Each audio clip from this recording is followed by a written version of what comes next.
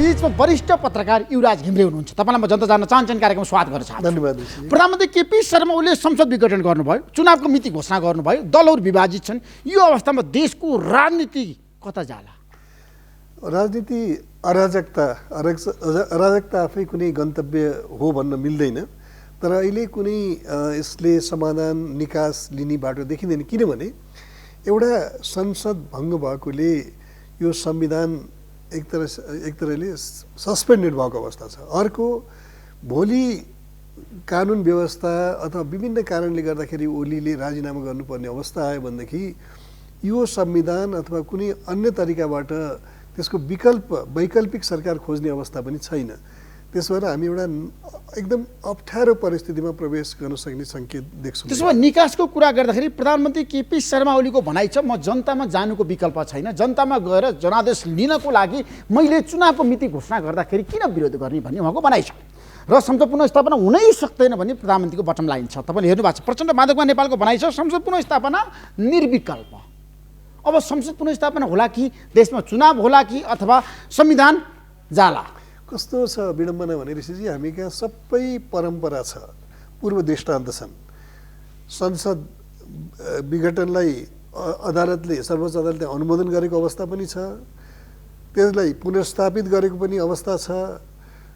सूर्यबहादुर थापाले प्रधानमन्त्रीको रूपमा संसद विघटनको सिफारिस गर्दा राजा वीरेन्द्रले अस्वीकार गरेको अवस्था छ, र शेरबहादुर देउवाले भङ्ग गरेको संसद जसलाई सर्वोच्च अदालतले अनुमोदन गरिसकेको थियो विघटनलाई संवैधानिक भनेर, र त्यो संसदको स्वाभाविक 5 वर्ष अवधि पुरा भइसकेको पनि थियो, तर त्यसलाई राजाले बिउताए। त्यो राजा ज्ञानेन्द्रले त्यो बिउताउँदाखेरि मन्त्री परिषद, गिरिजाप्रसाद कोइरालाको मन्त्री परिषद बनिसकेको थियो, त्यो मन्त्री परिषदको सिफारिसमा होइन।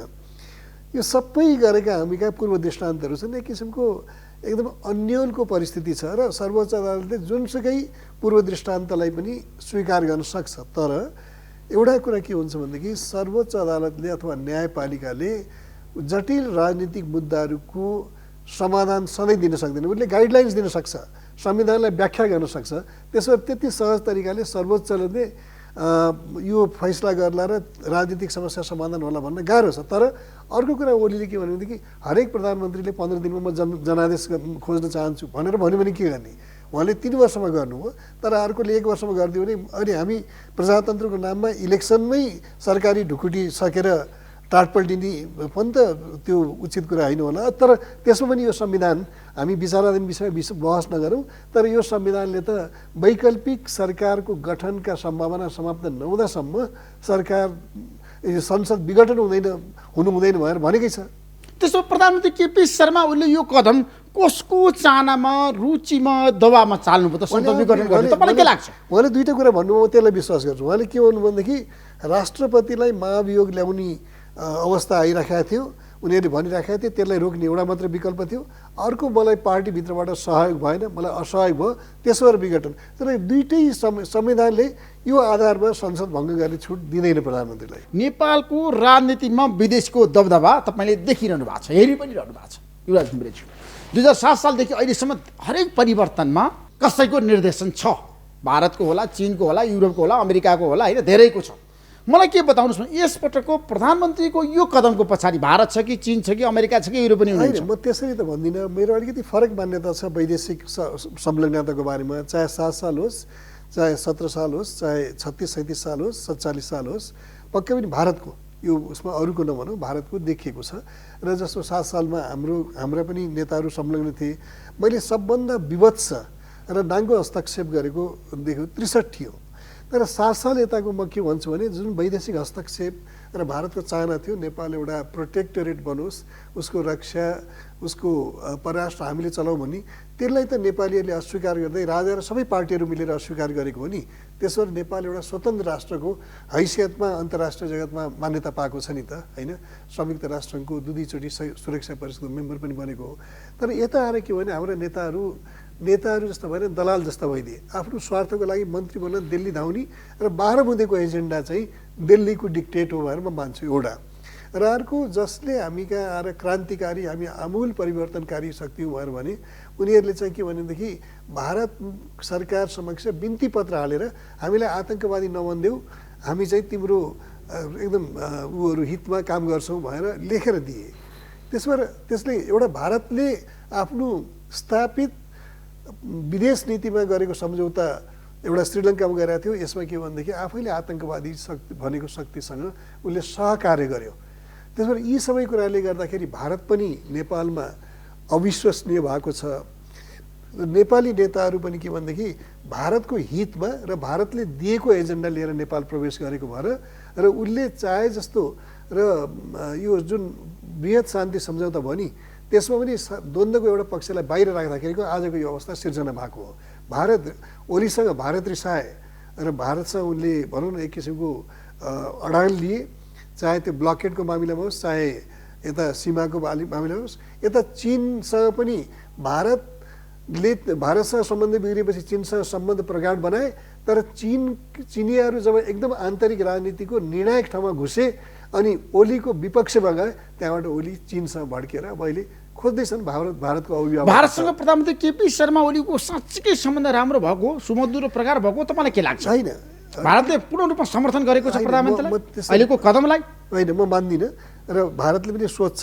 किनभनेदेखि भारतको सबभन्दा ठुलो गल्ती के भने नेपाली जनताको अधिकारको मूल्यमा केही राजनीतिक दलका नेताहरूसँग साँठगाँठ गर्दाखेरि भारतले नेपालमा आफ्नो परम्परागत हैसियत गुमाएको कुरा भारतलाई पनि थाहा छ होला।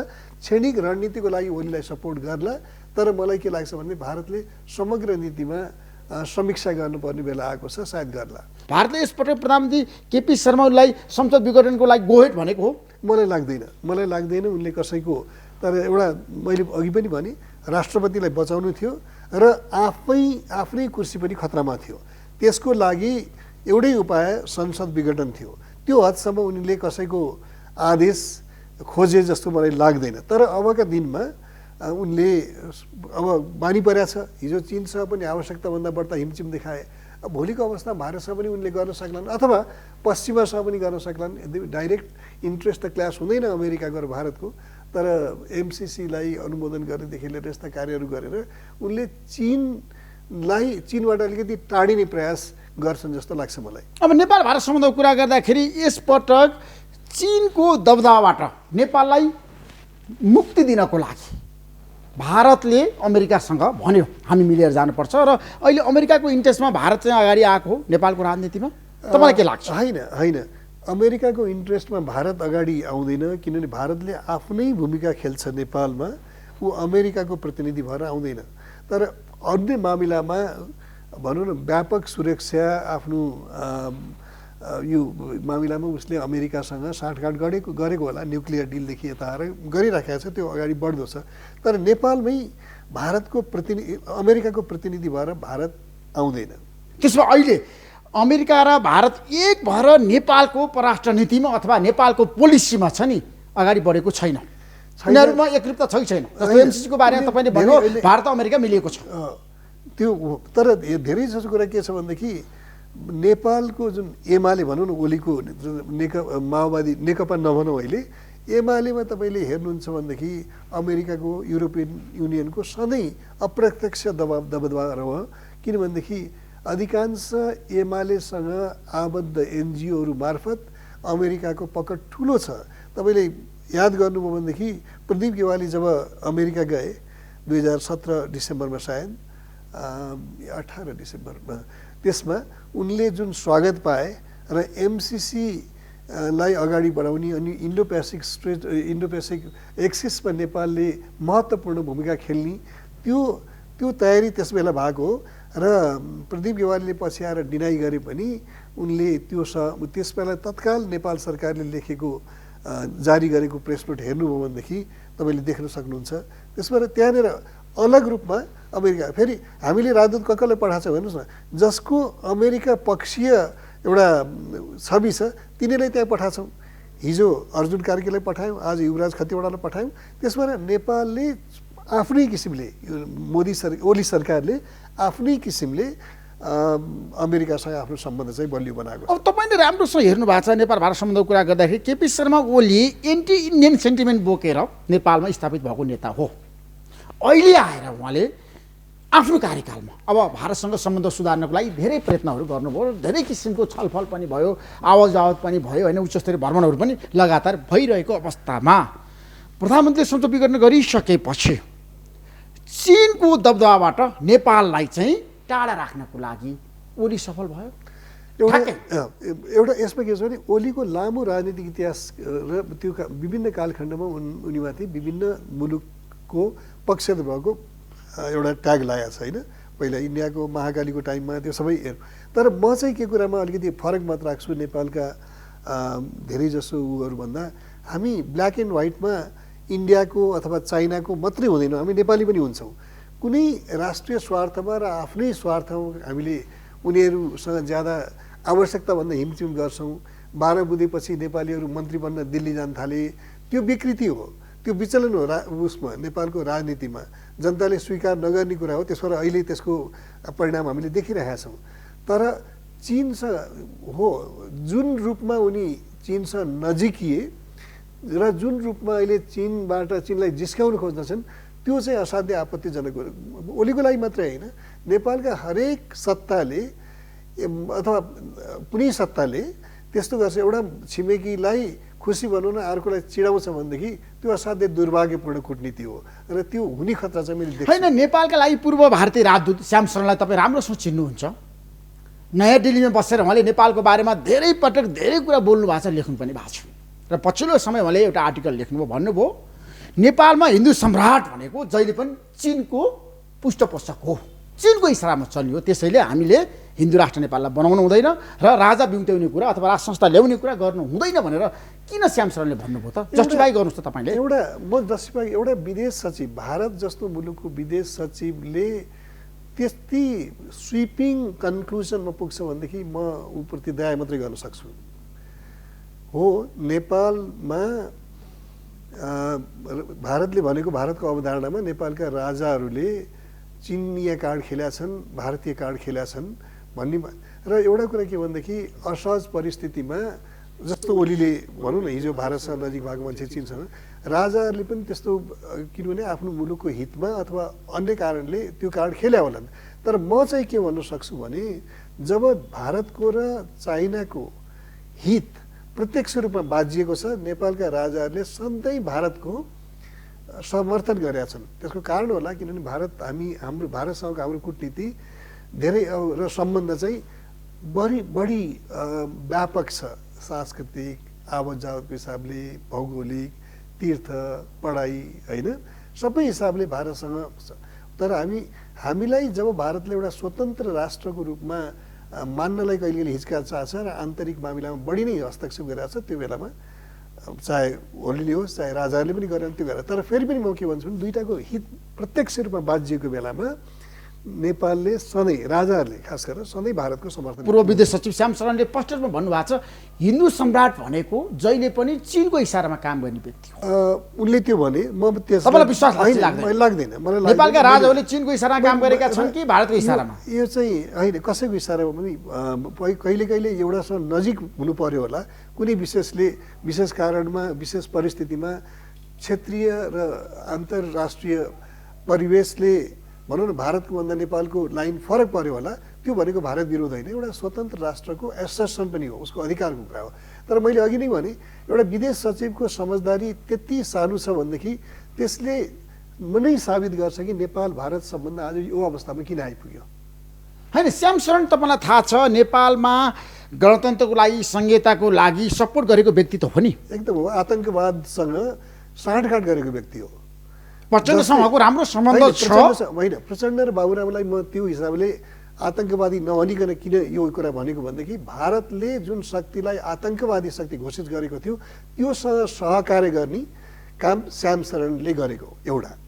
र भारतको गृहमन्त्री त्यो बेला चिदम्बरम र अरूले पनि भारतको आन्तरिक सुरक्षामा सबभन्दा ठुलो खतरा त्यहाँका माओवादीहरूसँग छ भनेको सरकारले नेपालमा तिनै शक्तिको जुन एउटा मित्र शक्ति हो तिनकै नेपाली जुन रूप हो उनीसँग सहकार्य गर्यो।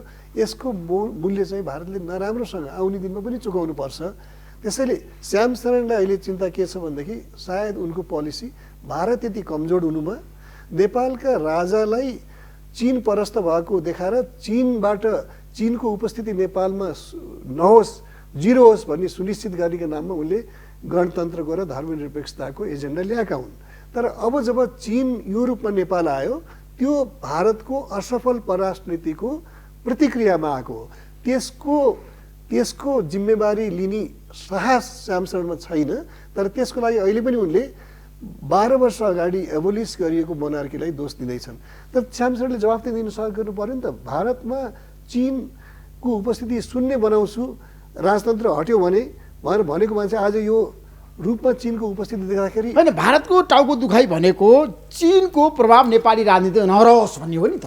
तपाईँले त राम्रोसँग हेर्नु भएको छ होइन, पश्चात मुद्दाको दृष्टिकोण पनि आइरहेको छ। यो अवस्थामा अब नेपालको राज संस्थाको र पूर्व राजाहरूको सम्बन्ध चाहिँ एकदम राम्रोसँग चीनसँग छ। चीनले नै उकासेको, चीनले नै अगाडि बढाएको र राज संस्थाको रक्षक अब चाहिँ चीन हो भनेर श्याम शरणले भनिरहँदाखेरि अब नेपालमा अहिले आन्दोलन सुरु भएको छ। राजा हो देश बचाऊ, राजावादीहरू सडकमा आइरहेको बेलामा किन श्याम शरणको यो अभिव्यक्ति आयो होला तपाईँलाई के लाग्छ? दुईटा कारणले आयो। एउटा कारण एक हप्ता अगाडि नेपालमा भारतका राजदूत 1 वर्ष भयो उनी गएको, मनजिम सिंह पुरीको एउटा आर्टिकल छापियो ट्रिब्युन पेपरमा। उनले के भन्यो भनेदेखि नेपालमा राजतन्त्र हटेको भए पनि अहिले राजा ल्याऊ देश बचाऊ भन्ने आन्दोलन चलिरहेको छ र भोलि त्यो शक्तिसँग वार्ता गर्नुपर्ने अवस्था आउन सक्छ भनेर उनले लेखेका छन्। त्यो भनेको श्याम शरणको नीतिको असफलताको आफ्नै एउटा उत्तराधिकारी त्यसो भन्नु त्यताप्रतिको सङ्केत हो एउटा। अनि त्यसले श्याम शरणलाई अर्को कुरा के छ भने भारत नेपाल सम्बन्ध जेसुकै होस्, तर मैले जुन विदेश नीति नेपाल नीतिलाई अगाडि बढाएँ त्यसमा कसैले फर्केर हेर्नु हुँदैन भन्ने एउटा हेजेमोनिक मान्यता उनले देखाएको हुन्। त्यसरी उनले एउटा स्तरभन्दा मुनि गएर अब हिन्दू सम्राटहरूलाई चिनिया हितका रक्षकको रूपमा प्रस्तुत गरेका छन् र अर्को ओलीलाई पनि गाली गरेका छन् र एउटा षड्यन्त्रको सङ्केत पनि त्यहाँ दिएका छन्। त्यो के हो भनेदेखि पहिला खिलराज रेग्मी जस्तै स्वच्छ छविको व्यक्तिको खोजी भएर हामीलाई त थाहा छैन नेपालमा, उनलाई कसरी थाहा भयो? त्यो स्वच्छ छविको व्यक्ति को हुन सक्छ युवराज घिमिरेजी? आगामी दिनमा किन यो यात्रा पनि नेपाली राजनीतिमा अगाडि बढ्न सक्छ, त्यसको सम्भावना पनि हुन सक्छ किनभने तपाईँलाई थाहा छ धेरै खेलाडीहरू छन् यहाँ। यस्तो छ, उनकै सबभन्दा निकट मध्ये मानिएका जयन्त प्रसाद राजदूत हुँदाखेरि खिलराज रेग्मीलाई बनाइएको हो। त्यो उनीहरूकै एजेन्डा हो। त्यो उनीहरूको एजेन्डा भएको भएर उनले त्यो आफू जुन मार्गमा गएको थियो त्यही नै नेपालको लागि सधैँ उपयुक्त हुन्छ भन्ने नीति गरेर उनले त्यो एउटा छोडेका छन्, एउटा भनौँ न हल्ला नियोजित सम्भावना छैन। नयाँ संविधान भारतले ल्याउन चाहेको होइन, यो संविधानलाई कोल्याप्स गर्न चाहेको हो कि होइन? तपाईँलाई के लाग्छ? तपाईँले पाएको यो संविधान त जयशङ्कर त्यो बेला नआइदिएको भएदेखि उहिले कोही कोल्याप्स भइसकेको हुन्थ्यो। जयशङ्करको जस्तो हस्तक्षेप भयो त्यसले नेपालमा एक किसिमको आक्रोश देखा पर्यो। यो संविधान अहिलेसम्म टिक्यो। नत्र भने मैले सधैँ लेखेको कुरा हो यो संविधान अपूर्ण छ, यो संविधान फङ्सनल छैन भनेर त मैले लेखिरहेको छु। र त्यो वास्तवमा जयशङ्करलाई गाली गर्नु यसको श्रेय चाहिँ जयशङ्करलाई जानुपर्छ। जसरी आए अर्को खिलराज रेग्मी भनेर चोलेन्द्र शमशेर जवाहरलाई मन्त्री परिषदको अध्यक्ष बनाएर प्रधानमन्त्री बनाएर जान सक्ने सम्भावना कति छ? यस्तो छ नि, तपाईँ संविधान भन्दा बाहिर कुरा गर्नुहुन्छ भने त विद्यादेवी भण्डारीलाई नै सबै अधिकार दिए हुन्छ, हाम्रो पूर्णचन्द्र थापालाई दिए हुन्छ, हिजो रिटायर भएको कुनै आर्मी चिफलाई दिए हुन्छ, चोलेन्द्र शमशेरलाई दिए हुन्छ। तर यसलाई कुनै पनि डेमोक्रेसीका अभ्यासले यो कुरालाई अलाउ गर्दैन। त्यसैले श्याम शरणले नियोजित रूपमा एउटा फेरि प्रयाग नेपाल अस्थिर होस् र नेपालमा हामीले राजनीतिक प्रयोग गरिरहौँ भन्ने त्यो माइन्डसेट बोकेका हुन् उनले, श्याम शरणले। त्यसबाट कहिले माओवादीसँग सहकार्य गरेर नेपालमा एउटा प्रयोग गर्ने, कहिले युरोपियन युनियन र अमेरिकासँग ल तिमीहरूको धर्मनिरपेक्षता हाम्रो गणतन्त्र मिलेर जाउँ भन्ने, र कहिले फेरि यस्तो स्वच्छ छविको व्यक्ति खोजी भइरहेको छ। डेमोक्रेसीका केही दुर्गुण पनि हुन्छन् जुन श्याम शरणले बुझेका छन्। त्यो के भने स्वच्छ छवि हुँदैमा अथवा राम्रो मान्छे हुँदैमा ऊ मुलुकको प्रधानमन्त्री हुँदैन। त्यसका लागि प्रोसेस हुन्छन्, जनमत चाहिन्छ। उनलाई के थाहा छ भनेदेखि जनमत बिना, जनताको संलग्नता बिना धर्मनिरपेक्ष गणतन्त्र सङ्घीय भए जस्तै मैले चाहेँ भनेदेखि, भारतले चाह्यो भनेदेखि नेपालमा एउटा स्वच्छ सबैको व्यक्तिलाई प्रधानमन्त्रीको अनि रूपमा श्याम राख्न सक्छ। शरणले केपी शर्मा ओलीको विरोध गर्नु, प्रचण्ड र बाबुराम भट्टराईलाई समर्थन गर्नुको कारण के त? समर्थन गर्नुको कारण के भने उनले पनि विरोध गरे भनेदेखि उनले उचालेर यहाँको नेपालको राजनीतिको केन्द्रमा घुसाएका व्यक्तिहरूलाई उनले आलोचना गर्न थाल्यो भने त्यो उनको असफलता साबित हुन्छ। त्यसो भारतीय प्रधानमन्त्री नरेन्द्र मोदीको नीति अनुसार श्याम शरणले बोलेको होइन? होइन, तपाईँलाई के लाग्छ? होइन, एकदम होइन। नरेन्द्र मोदीको नीति मलाई थाहा छैन, तर मलाई के थाहा छ भने श्याम शरणको नीति जसलाई हामी गलत नीति र त्यसले नेपाल भारतको सम्बन्धलाई खतम गरेको छ भनेर म मान्छु, त्यो नीतिभन्दा फरक नीति मोदीले अपनाएको छैनन्। त्यसलाई नरुचाए पनि त्यो छिमेकी नीति, युपिए गभर्मेन्टको छिमेकी नीति राम्रो भएन भनेर पनि राम्रो नीति के हो, राइट नीति के हो भन्ने कुरा मोदी सरकारले गरेको छैन। त्यसमा चाहिँ मलाई आश्चर्य छ। संघीय लोकतान्त्रिक गणतन्त्रको विकल्प भारतले खोजेको नेपालमा तपाईँलाई के लाग्छ? भारतले खोजेर त्यो नीति नेपालमा आउँदैन, त्यो सम्भव छैन। भारतले चाहेर पनि नेपालमा राष्ट्र संस्था आउँदैन। भारतले चाहेर आउँदैन, नेपाली जनताले चाह्यो भने आउँछ। हिन्दू राष्ट्र नेपाललाई भारतले चाहेर पनि बनाउन सक्दैन। छैन, भारतले सम्भव छैन। भारतीय प्रधानमन्त्री नरेन्द्र मोदीको एजेन्डा होइन हिन्दू राष्ट्र नेपाल। हामीले त्यस्तो केही मलाई प्रत्यक्ष रूपमा प्रमाणजन्य रूपमा मैले केही पनि देखाएको छैन। तर नेपालभित्र त्यो माग भएको छ। नेपालभित्र अर्को जस्तो म जस्ता मान्छेहरू के छ भनेदेखि यो आयातित एजेन्डा हो, जुन कृष्णप्रसाद भट्टराईजीले भन्नुभएको थियो, यो इम्पोज एजेन्डा हो। श्याम शरण जस्ता, इयान मार्टिन जस्ता व्यक्तिहरू होइन युरोपियन युनियन लाएर ल्याइएको एजेन्डा हो। कुनै बहस नगरिकन नेपाली जनताको प्रत्यक्ष अनुमोदन नखोजिकन लादिएको व्यवस्था हो। अनि श्याम शरणले नेपालमा संहिता गणतन्त्रको पक्षमा जहिले पनि आफूलाई उभ्याइरहनु भएको छ। यसको कारण चाहिँ के त? यसको कारण के भनेदेखि त्यो उहाँको अस्तित्वसँग जोडिएको भयो। त्यसबाट श्याम शरणलाई के लाग्छ भनेदेखि यति इगो, मान्छेको इगो ठुलो हुँदाखेरि के हुन्छ भने मुलुक हारे पनि म नहारौँ भन्ने हुन्छ नि त। श्याम शरणलाई त्यो छ। श्याम शरण नेपालमा संघीय लोकतान्त्रिक गणतन्त्रको पक्षमा हुनुहुन्छ? पक्कै पक्कै। अनि हिन्दू राष्ट्रको पक्षमा हुनुहुन्न उहाँ? होइन, उहाँकै लेखबाट जुन लेखको तपाईँले रेफर गर्नुभयो त्यसको विरोध उहाँले गर्नुहुन्छ। उहाँले दुईवटा कुरा बिट्विन द लाइन्स दुईवटा कुरा भन्नुभएको छ। एउटा हाम्रो इन्डियाको दायित्व भनेको मधेसीहरूको इम्पावरमेन्ट र उनीहरूको समृद्धिको जिम्मा इन्डियाले लिनुपर्छ र अर्को माओवादी नै हो। किनभने उहाँले चीनलाई आलोचना किन गर्नुभएको छ भने माओवादी आन्दोलनलाई सपोर्ट गरेन भनेर चीनको आन्दोलन चीनको आलोचना गर्नुभएको छ। त्यो भने के भनेदेखि नेपालमा माओवादी र मधेसी शक्तिहरूसँग मिलेर नै इन्डिया अगाडि बढ्नुपर्छ भन्ने। तर त्यहाँ श्याम शरण एउटा कुरा, अर्को पनि महत्त्वपूर्ण कुरा उल्लेख गर्नुभएको छैन आर्टिकलमा, तपाईँले हेर्नुभयो जस्तो अमेरिकाको चाहना अनुसार हामी अगाडि बढ्नु हुँदैन, हाम्रो आफ्नै नीति हुनुपर्छ नेपालमा र भारतले आफ्नो नीति स्पष्ट रूपमा नेपाललाई हेर्ने बनाउनु पर्छ भनेर उहाँले भन्नुभएको छ नि। अघि मैले भने नि, उहाँले के भन्नुभएको छ भने अमेरिकासँग सहकार्य गरेर जान सकिँदैन, नेपाललाई हेर्ने दृष्टिकोण सहकार्य गर्न सकिन्छ। तर नेपालमा अमेरिकासँग युरोपसँग गए पनि हाम्रो अग्र भूमिका हुनुपर्छ, लिडिङ रोलमा इन्डिया हुनुपर्छ र मैले त्यही गरेको भएर भन्नुभएको छ। तर अग्र रोलमा भए पनि स्पष्ट कुरा के हो भनेदेखि धर्मनिरपेक्षता र धर्म परिवर्तनको अधिकार सुनिश्चित गर्ने माग ब्रिटेन, युरोपियन युनियनको हो, गणतन्त्र श्याम शरणको हो। त्यसबाट उनी चाहिँ धर्मनिरपेक्ष पक्षधर पनि हुन्, बाई एक्सटेन्सन। तर भारतीय प्रधानमन्त्री नरेन्द्र मोदीले चाहिँ नेपालमा अब केही परिवर्तनहरू हुन सक्छ, नेपाललाई अब हामीले चाहिँ आफ्नो एजेन्डामा अगाडि बढाउनु पर्छ भनेर नयाँ दिल्लीमा छलफल भइरहेछ अरे। यस्तो छ मैले पाएको सूचना होइन होला, तपाईँले पाएको सूचनालाई म च्यालेन्ज गर्दिनँ। तर के हो भनेदेखि कुनै मुलुकमा परिवर्तनका आन्तरिक आन्दोलनहरू हुँदाखेरि छिमेकका मुलुकहरू र नेपालमा सरक भएका मुलुकहरू चुप लागेर त बस्दैनन्। त्यसमा आफ्नो भूमिका होइन, कसरी त्यो इमर्जिङ शक्तिसँग हामीले सहकार्य गर्न सक्छौँ अथवा त्यो ट्रेनमा हामीले के गर्ने भन्ने त्यो त गर्छन् नि। त्यसबाट नेपालभित्र अहिले जुन आन्दोलन दुई किसिमको, एउटा ओलीले संसद विघटन गरेको विरुद्ध पार्टीहरू सडकमा छन्, उनीभन्दा फरक नेकपाको ग्रुप पनि लागिरहेछ। अर्को समानान्तर रूपमा राजा ल्याऊ देश बचाऊ भन्ने, जसले अप्रत्यक्ष रूपमा 73को संविधानलाई चुनौती दिइरहेका छन्, त्यो ग्रुप पनि छ। नेपाली कङ्ग्रेसमा हुनुहुन्छ नि युवराज घिमिरेजी, के कारणले भन्नु शेरबहादुर देउवाले कुनै पनि प्रतिक्रिया दिनुभएको छैन, संसद पुनर्स्थापनाको पक्षमा नि बोल्नु भएको छैन, विपक्षमा नि बोल्नु भएको छ, के कारणले होला? अब नेपाली कङ्ग्रेस एउटा विचार स्थितिमा पुर्याइदिनु भयो गिरिजाबाबुले। त्यो कसरी भनेदेखि जुन जब 63को 12 बुँदे आयो नि, 12 बुँदेपछि यहाँको सेन्ट्रल रोल माओवादीलाई दियो। त्यसो नेपाली कङ्ग्रेसले माओवादीको एजेन्डाको झोला बोक्यो। उसले जुन उसको एउटा ऐतिहासिक पृष्ठभूमि छ, त्यो ऐतिहासिक पृष्ठभूमिमा भनौँ न कन्स्टिट्युसनल मोनार्की र मल्टिपार्टी डेमोक्रेसीको थियो नि, त्यसलाई उसले छोड्यो। अब नेपाली काङ्ग्रेसले त्यो छोडेपछि माओवादीको बी टिम हुनु पुगेको छ। माओवादीको बी टिम भयो। माओवादीको बी टिम भएपछि अब अहिले ओलीसँग पनि उनीहरूको सहकार्य भयो। त्यो अवस्थामा नेपाली काङ्ग्रेसलाई जबसम्म उसको केन्द्रीय समितिले र उसका ऱ्याङ्क एन्ड फाइलले क्लियर निर्णय अथवा बहस गरेर अर्को उसमा गर्दैन, त्यसलाई रिभ्यू गर्दैनन्, त्यो बेलासम्म नेपाली काङ्ग्रेसको नियति त्यही नै भइरहेको छ। अब तपाईँले 62-63 सालको जनआन्दोलनमा भारतको प्रत्यक्ष सहभागिता छ भने तपाईँले बताइरहनु भएको छ बारम्बार। अहिलेको मुभमेन्टमा पनि भारतको सहभागिता छ त? अहिलेको मुभमेन्टमा देखिँदैन।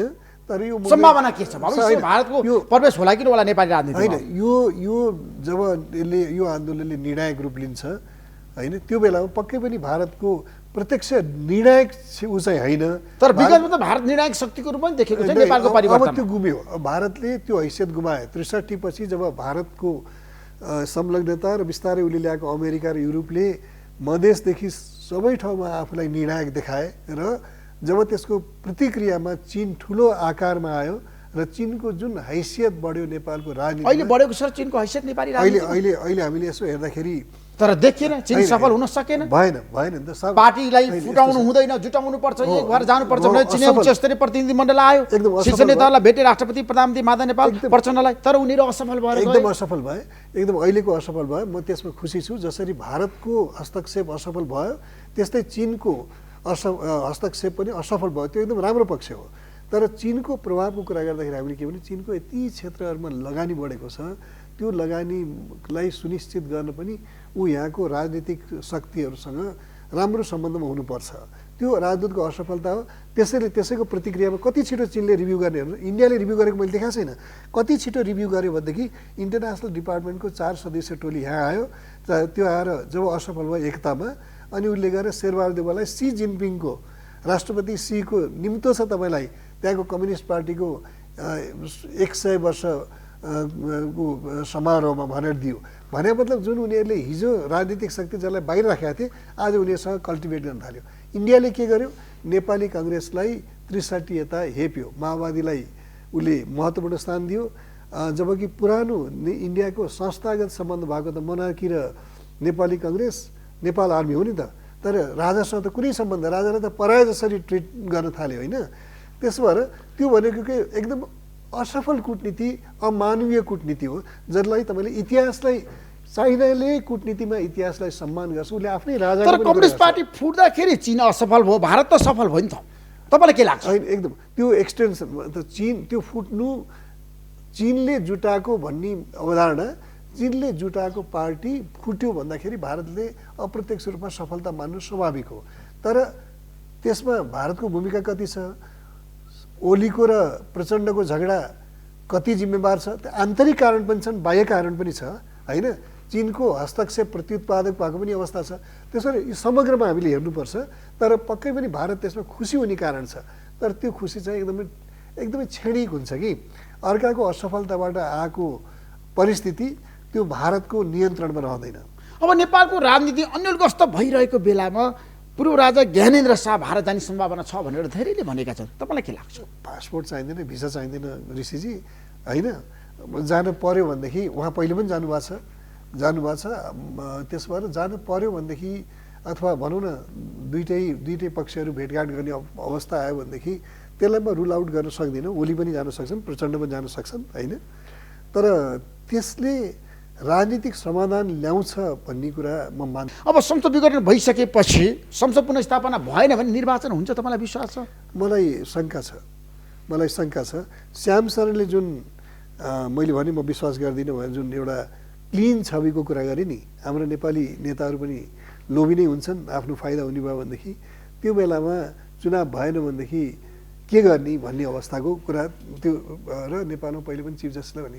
तर समाधान के हो भने, समाधान जहिले पनि तपाईँ समाधानको लागि मैले किन त्यो शान्ति प्रक्रियामा पुरानो सत्ता र राजालाई सामेल गराइएन षड्यन्त्रपूर्ण तरिकाले र यो असफल भन्नु कारण के भने, जहिले पनि समाधान द्वन्द्व र पक्षहरूको बिचको नेगोसिएसनले मात्र सम्भव हुन्छ। त्यस भएर आज ओली छन् असफल प्रधानमन्त्रीको रूपमा, माधव नेपाल प्रचण्ड छन्, त्यो असफलताका केही भागीदार पनि हुन्, तर विघटनको चुनौती दिइरहेका छन्। सडकमा राजाऊ देश बचाऊ भन्ने समूहहरू पनि सङ्गठित भइरहेका छन् राप्रपाको। त्यसो यी सबै पक्षहरू एक ठाउँमा बसेर बाहिरी चाहिँ नैतिक समर्थन खोज्ने, तर यसको छिनोफानो आपसमै बसेर अनि के त भोलिको बाटो के भएर आफै पत्ता लगायो भने त्यो दिगो पनि हुन्छ, त्यसलाई नेपाली जनताले अनुमोदन पनि गर्छन्, अपनाउँछन् पनि। होइन, पछिल्लो समय केपी शर्मा ओली र भारतको बिचमा संवाद भइरहेछ, तपाईँले हेर्नु भएको छ। हजुर। लगातार निरन्तर। हजुर। तर 7 सालमा भारतले प्रजातन्त्र ल्याइदियो नेपालमा, त्यो कुरा तपाईँ मान्न तयार हुनुहुन्छ? होइन, 62-63 सालको जनआन्दोलनमा भारतले लोकतन्त्र ल्याइदियो, त्यो पनि मान्न तपाईँ तयार हुनुहुन्छ? होइन ऋषिजी, 46 सालको जनआन्दोलन भारतले शीर्ष नेताहरू चन्द्रशेखर आके हो, ऋषिजी त्यो कुरा पनि तपाईँ मान्न तयार हुन्छ? मधेस आन्दोलनमा भारतको संलग्नता भएकै हो नि त। अहिले आएर राष्ट्र संस्था ल्याउनको लागि, हिन्दू राष्ट्र नेपाललाई बनाउनको लागि भारतको संलग्नताको आवश्यकता छ कि छैन? ठ्याक्कै भन्नुहोस् है तपाईँ। यस्तो छ, म यो सबै आन्दोलनको तपाईँले कुरा गरेकोमा नेपाली पक्षको संलग्नता पनि छ त्यसमा, होइन? भारतको भूमिकाले त्यसलाई निर्णायक भूमिका भारतको छ भनेर भन्छ नि मान्छेहरू विगतको आन्दोलनमा। छ भन्छन्, भारतको भूमिका छ भन्ने मान्छेहरू को हुन् भने आज पनि हस्तक्षेप गरेर आफ्नो उसलाई जस्टिफाई गरेर गर्छन्, तर म त्यसमा नेपालीहरूको भूमिका छैन। त्यसमा नेपाली जनताको अहम भूमिका छ। नेपालमा हरेक परिवर्तनमा जनता सडकमा आएपछि परिवर्तनहरू भयो। किशोरजीहरू मनमोहनजीहरू जेल गए होइन र, भारतमा डेमोक्रेसी ल्याएर नेपालमा पनि हुन्छ। तर के छ भनेदेखि इन्टरनल कम्पोनेन्ट यदि कमजोर भयो भनेदेखि, आन्तरिक पक्ष कमजोर भयो भने त्यो दिगो हुँदैन। त्यसैले दिगो नहुनु कारण, त्यसैले मैले के भन्दैछु भने नेपालमा सबै पक्ष आपसमा बसेर उनीहरूले चाहिँ यसको समाधान खोज्नुपर्छ, र त्यो समाधानमा हामीले भारतको अनुमोदन खोज्यौँ, चीनको अनुमोदन। होइन, बाबुराम भट्टराई जस्तो भारतसँग राम्रो सम्बन्ध भएको व्यक्ति प्रधानमन्त्री हुँदाखेरि पनि संविधान सभाबाट संविधान आएन। तपाईँले राम्रोसँग हेर्नु भएको छ नि त। अहिले आएर जसरी केपी शर्मा ओलीको विकल्पमा अर्को खिल्लाजले जन्माउने कुरा भारतले किन गरिरहेछ त? त्यसैले भारतले होइन, स्यामसङले है, स्यामसङले भारतको कूटनीतिमा कति अर्थ राख्छन् अहिले थाहा छैन मलाई, तर अर्को कुरा भन्नु भने तपाईँले एकदम महत्त्वपूर्ण कुरा भन्नुभयो। भारतले बाबुराम भट्टराई जस्तो भारतले रुचाएको व्यक्ति छँदा पनि ल्याउन सकेन भने भारतले चाहँदैमा त हुँदैन रहेछ नि त। भारतले कुनै मन परेको व्यक्तिलाई प्रधानमन्त्रीको कुर्सीमा राख्यो भने पनि उसले चाहेको अथवा त्योभन्दा बढ्ता नेपालले चाहेको कुरा त हुँदो रहेछ त। त्यसैले नेपालीहरूले जबसम्म नेपाली जनता र उनीहरूद्वारा चुनिएका प्रतिनिधिहरूले सबै राजनीतिक पक्षहरूले निर्णय गर्दैनन् एक ठाउँ बसेर, त्यो बेलासम्म हाम्रा उपलब्धिहरू दिगो हुँदैनन्। अहिलेसम्म नेपालले भोगेको कुरा यही हो। र अर्को कुरा मैले अघि पनि भने, संविधान शान्ति प्रक्रियाको सबभन्दा यो षड्यन्त्रबाट द्वन्द्वको एउटा पक्षलाई बाहिर राखियो। खालि माओवादीका केही नेताहरू प्रधानमन्त्री भने, तर शान्ति प्रक्रिया त पुरा भएन नि त, होइन? त्यसबाट त्यो कुराहरू चाहिँ त्यसबाट पनि हामीले शिक्षा लिएर अबको सल्युसन यहाँ भित्रैबाट खोज्नुपर्छ, र उक्साउनमा सामसानो जस्ता केही मान्छेले भन्यो भने उकासिनु हुँदैन। पछिल्लो समय विरोध प्रदर्शन पनि भइरहेछ। यो अवस्थामा प्रधानमन्त्रीको एउटा सङ्कल्प के छ भन्दा चुनावको विकल्प खोज्यो भने लोकतन्त्र धरापमा पर्छ, सङ्कटग्रस्त रूपमा नेपाल अगाडि बढ्छ भनेर मैले भनिरहँदाखेरि अब कङ्ग्रेसले प्रधानमन्त्रीलाई साथ देला कि नदेला? शेरबहादुर देउवाले केपी शर्मा ओलीलाई होइन, अप्रत्यक्ष रूपमा त काङ्ग्रेसको नेतृत्वले सपोर्ट गरेको छ, होइन? अप्रत्यक्ष रूपमा हामी यो विघटनको विरोध गर्छौँ, तर जनादेशमा जान्छौँ भने, तर मुस्किल कहाँ आउँछ भने जनादेश खोज्ने परिस्थिति अथवा चुनाव आएन भने के गर्ने? नेपालमा त्यो प्रयास पटक भएको छ, निर्धारित डेटहरूमा चुनाव सारिएको छ। अर्को यहाँका हामी जस्ता मिडियाका भनौँ सिभिल सोसाइटीहरू भन्नेको एउटा के हुन्छ भनेदेखि चुनावमा यदि मोदी अथवा ट्रम्प उनीहरूको हिसाबले प्रतिगामीहरू आउँछन् अथवा भने चुनाव हुँदैन भन्ने खालका पनि त्यो अप्रत्यक्ष अभिव्यक्तिहरू आउँछन् कि त्यो डेन्जरस कुरा हो। डेमोक्रेसीका सबै कुरा राम्रो हुँदैनन्। सबभन्दा यो भनिएको छ, राजनीतिक दार्शनिकहरूले पनि भनेका छन्, डेमोक्रेसीको सबभन्दा डिमेरिट के हो भनेदेखि त्यहाँ टाउकोभित्र के छ हेरिँदैन, टाउको गनिन्छ भनिन्छ कि। त्यसबाट त्यो त हामीले कि त चुनाव नगरौँ, ह्यान्डपिक एउटा एलिट्सहरूले चुन्ने पहिलाको ग्रिसहरू जस्तो गरौँ, होइन? नत्र भने चुनाव हुन्छ भनेदेखि जनताले चाहेको शक्ति र व्यक्ति आउँछन्। त्यसमा निर्वाचनमा जानुपर्छ भन्ने युवराज घिमिरेको मत छ। निर्वाचनमा जानुपर्छ, तर निर्वाचनको वातावरण छैन, ल एन्ड अर्डर सिचुएसन नै राम्रो हुँदैन ऋषिजी यहाँ यो आन्दोलनको बिचमा। र प्रधानमन्त्रीको असहिष्णु क्यारेक्टरले गर्दाखेरि उहाँ फरक मतलाई सहनुहुन्न। त्यसले गर्दाखेरि भोलि सडकमा भिड आयो भने पनि त्यसलाई कसरी नियन्त्रण गर्छ सुरक्षा निकायले हेर्नु बाँकी छ। त्यसमा राज संस्था फर्कँदैन अहिले तत्काल? होइन, मैले पटक भनेको तपाईँहरूले नलेखिदिनु होला राज संस्था फर्किन्छ भयो भने नेपाली जनताले आफ्नो चाहना प्रदर्शित गर्दैछन् र उनीहरूले चाहेको अवस्थामा राज संस्था फर्किन्छ, किनभने राज संस्थालाई नेपाली जनताले हटाएका होइनन्। त्यसो भए संहिता नेपाली जनताको लागि अभिशाप हो होइन? संहिता यस्तो छ कि अब यो कसरी अवधारणा, संहिता भनेको हामीले बहसबाट र हाम्रो आवश्यकताबाट निर्देशित हुनुभन्दा पनि शिवशङ्कर मुखर्जीको कोठामा गएर हामीले हस्ताक्षर गरेको होइन र त्यो संहिता हामीलाई थाहै छैन कस्तो संहिता हो। अहिले के गर्यो त संहिताले? सेतो हात्ती बनेर बसेको छ। त्यसो भएर कस्तो संहिता चाहिने अथवा विकेन्द्रीकृत एकदमै के अरे सशक्त विकेन्द्रीकरण चाहिने हो कि हामीले बहसै गरेनौँ कि? त्यसबाट डेमोक्रेसी र संविधान लेखनको महत्त्वपूर्ण पक्ष भनेको बहस र साझा अपनत्वमा आउनु हो। त्यो अभ्यास नेपालले गरेन दुईटा संविधान सभाले।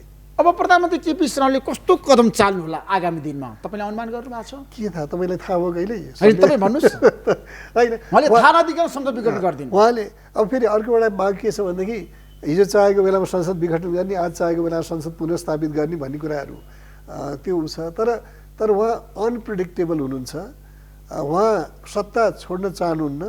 उहाँ मेगालोमेनिक अथवा सर्वसत्तावादी चरित्र उहाँले देखाउनु भएको छ। त्यो के भने जुन बेलादेखि प्रधानमन्त्री हुनुभयो यसपल्ट राष्ट्रिय अनुसन्धान विभागदेखि राजस्व अनुसन्धान विभागदेखि सम्पत्ति शुद्धिकरण सबै शक्ति आफ्नो मातहतमा ल्याउनु भएको छ नि त उहाँले। त्यसबाट त्यो भनेको सर्वसत्तावादको अब यहाँ माधव नेपाल, झलनाथ खनाल र प्रचण्ड कमजोरी के त्यो क्यारेक्टर्सलाई उहाँले विरोध गर्नु भएन, किनभने आलो पालो कुरा थियो त्यो बेलामा, सत्तामा साझेदारी कुरा थियो। सिद्धान्तको लागि उहाँहरू लडेको होइन, त्यो एउटा प्रश्न छ। तर ओली अनप्रेडिक्टेबल छन्, ओलीले सत्ता छोड्दैनन्। सत्तामा अलिकति पनि खतरा आयो भनेदेखि उहाँले त्यसलाई सङ्कटकाल लगाएर जान सक्ने सम्भावना छ प्रधानमन्त्री केपी शर्मा ओलीले? उहाँले पक्कै पनि सम्भावना छ, तर हामीले सुरक्षा निकायले के गर्छन् त्यो पनि हेर्नुपर्छ। राष्ट्रपतिलाई जिम्मेवारी दिएर राष्ट्रपति शासनको सम्भावना तपाईँले देख्नु भएको छ? होइन, राष्ट्रपति शासनको सम्भावना मुलुकको संविधानमा छ जस्तो लाग्दैन। तर संविधानले ओलीलाई मार्गनिर्देशन गर्दैन। त्यसो भएर उहाँले जे पनि चाहन सक्नुहुन्छ, तर त्यसको प्रतिक्रिया पनि जे पनि हुनसक्छ। फेरि जुन शैलीमा उहाँले संविधानलाई मिच्नुहुन्छ त्यही संविधानमा त्यही रूपमा त्यही अनुपातमा उहाँको प्रतिरोध पनि हुनसक्छ। अनि सैन्य शासनको सम्भावना परिकल्पना तपाईँले गर्नु भएको छ नेपालमा? छैन, पूर्णचन्द्र थापाको नेतृत्वमा छैन। मैले त्यो गरेको छैन, त्यो दुर्भाग्यपूर्ण पनि हुन्छ। तर के हुनसक्छ भनेदेखि सेनाले शान्तिपूर्ण तरिकाले पनि इन्टरभेन्सनिस्ट रोल खेल्न सक्छ।